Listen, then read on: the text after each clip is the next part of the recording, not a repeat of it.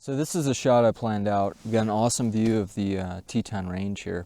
I was hoping with all the rain last night there'd be a little bit more fog and mist in the valley, but you know, you can't get everything sometimes. I'm shooting with the I got the R5 here. I'm testing it out. I got the 70 to 200 on.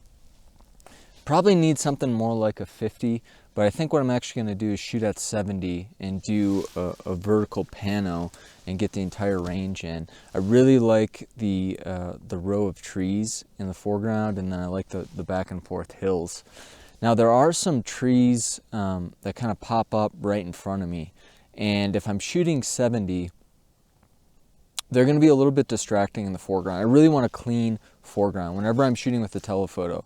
You know, I don't want, oftentimes I don't want a lot of stuff coming in on the edges, especially when it's not like a main, main part of the composition. So I think I'm actually going to move down to the right a little bit and try and get a little bit clearer view of this first row of trees.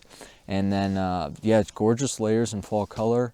Hopefully we'll get some light. There's definitely a little bit of fog and low hanging clouds. So, yeah, we'll see what happens.